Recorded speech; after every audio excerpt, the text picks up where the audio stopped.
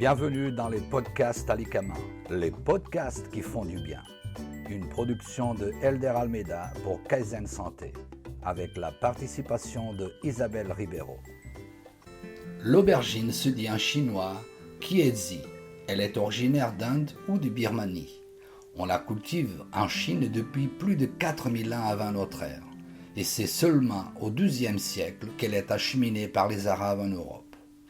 L'aubergine appartient à la famille des solanacées, comme la tomate ou la pomme de terre.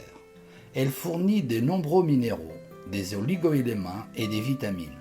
Elle présente des véritables atouts pour la santé qui lui viennent surtout de ses apports en pectine, une fibre soluble et la présence des pigments rouges foncés, les anthocyanes, qui comptent parmi les polyphénols. Facile à cuisiner, elle est incontournable des grands classiques de la cuisine méditerranéenne. En pleine saison, on la trouve de juillet à septembre. Très populaire au Moyen-Orient, on la considère comme le caviar du pauvre. La variété la plus courante est la barbantane, d'origine provençale. Elle a une forme cylindrique et une couleur violet foncé. On en trouve également des blanches, des striées blanches et violettes, des noires et des jaunes. Que nous dit la médecine chinoise ? L'aubergine est de saveur douce et de nature fraîche. Nous savons que la saveur douce a une action de reconstitution, d'harmonisation et de relâchement qui agit principalement sur l'énergie de la rate. La nature fraîche donne une action de nature yin, de dispersion du feu et de rafraîchissement de la chaleur. C'est pourquoi on la consomme prioritairement en été. Les méridiens et organes destinataires sont ceux de la rate, l'estomac, le gros intestin et le foie. Une de ses premières propriétés médicinales est de purifier la chaleur, surtout au niveau du sein. Ainsi, Kiezi clarifie la chaleur toxique qui se trouve au niveau de la peau. Par cette même vertu, l'aubergine est efficace contre les inflammations dues aux brûlures de la peau et piqûres d'insectes comme les abeilles.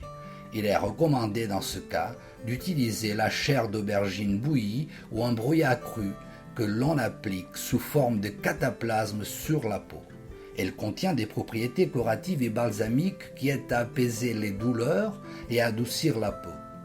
On peut également utiliser une préparation de poudre d'aubergine séchée aux effets identiques très connus pour les piqûres, à mélanger à un peu de vinaigre et utiliser en application sur l'inflammation. Une autre propriété alicamenteuse est celle d'arrêter les saignements en rafraîchissant le sang. En cas de selle sanglante ou d'hémorroïdes sanguinolentes, on la consomme alors cuite. Il est dit d'autre part que l'aubergine clarifie et libère le gros intestin. Cette action a un effet légèrement laxatif. Les bienfaits de l'aubergine pour équilibrer le système digestif sont bien connus. Ceci grâce à sa grande quantité de fibres solubles. En cuisant, ces fibres acquièrent une consistance moelleuse et tendre caractéristique de l'aubergine. Ces fibres sont très digestes et facilitent le péristaltisme intestinal. Elle est également faible en calories car elle se compose en grande partie d'eau, ce qui contribue à la satiété. Sa consommation est idéale dans le cadre d'un régime. Que nous disent les recherches modernes ? De par son action sur le péristaltisme et sa composition biochimique, notamment la présence d'acide phénolique, l'aubergine, comme beaucoup de fruits et légumes, a un rôle majeur dans l'élimination des radicaux libres, source de pratiquement toutes les pathologies internes, ce que l'on appelle le thym en médecine chinoise. Comme il s'agit d'un excellent antioxydant, elle protège les cellules en luttant contre leur vieillissement. Elle fonctionne également comme un dépuratif, tout en aidant à éliminer une grande quantité de toxines. Les composés phénoliques contenus dans l'aubergine sont excellents pour renforcer les os et prévenir l'ostéoporose. Elle contient une bonne quantité de fer et de calcium, des nutriments indispensables pour garder les os en bonne santé. Riche en fer, elle est plus que recommandée pour éviter et traiter l'anémie. De plus, elle joue un rôle important dans le développement des globules rouges car elle aide à métaboliser les protéines. Une consommation régulière, 2 à 3 fois en 9 jours, surtout pendant la saison estivale, permet de lutter contre l'hypertension artérielle, l'artérosclérose et les maladies cardiovasculaires. Elle protège le système cardiovasculaire par sa richesse en potassium et contribue à maintenir un rythme cardiaque stable. Par ailleurs, elle contient des flavonoïdes qui réduisent les niveaux de mauvais cholestérol dans le corps et stimulent l'augmentation de bon cholestérol. Il faut remarquer que ces deux propriétés sont très importantes pour réduire les risques de maladies du cœur. L'aubergine est un des légumes les plus pauvres en calories. Sa richesse en pectine lui confère un pouvoir rassasiant. En effet, elle gonfle dans l'estomac, formant un gel qui capture une partie des sucres et des graisses absorbées pendant le repas. L'aubergine est diurétique, stimulant du foie et du pancréas, laxative et calmante. Il est recommandé de boire de l'eau d'aubergine, car c'est un diurétique par excellence, ce qui aide à expulser les liquides retenus. La rétention peut également provoquer un surpoids.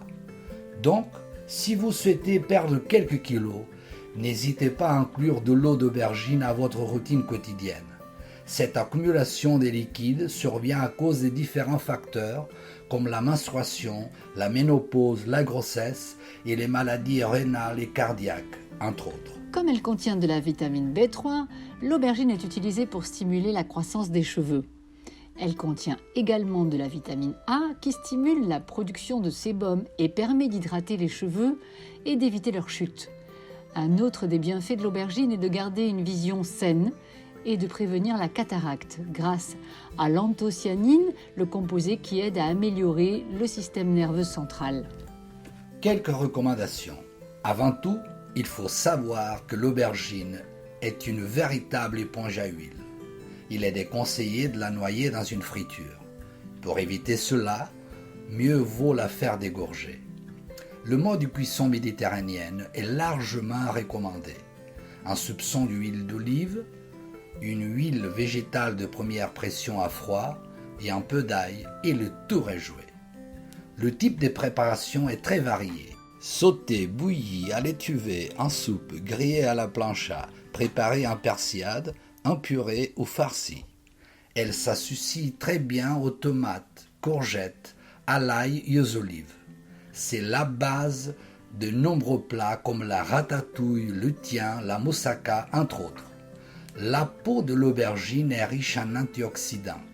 On veillera à la conserver. Pour cela, mieux vaut l'acheter bio et privilégier les aubergines de taille moyenne. Attention, l'aubergine ne se consomme pas crue. Elle contient un alcaloïde, la solanine, qui la rend toxique et peut provoquer des vomissements et des diarrhées. En la cuisinant au four, frite ou avec du vinaigre, on garantit que la solanine se décompose et on élimine ainsi tout effet secondaire. Quand nous sommes en présence d'un dysfonctionnement de l'énergie de la rate, avec des diarrhées, des douleurs abdominales calmées par la chaleur, comme l'aubergine est de nature plutôt froide, cela risque d'augmenter les symptômes. Les médecins chinois déconseillent une prise régulière d'aubergine chez les personnes âgées, les femmes enceintes et les personnes ayant un foie excessivement tendu avec des troubles oculaires. En conclusion, ce légume-fruit présente d'excellentes vertus préventives et curatives. C'est donc la garantie d'un bel été en pleine forme. Vous pouvez écouter tous les podcasts des Alicaments sur www.kaizensanté.fr. Nous vous remercions de votre écoute et à bientôt pour de nouveaux podcasts.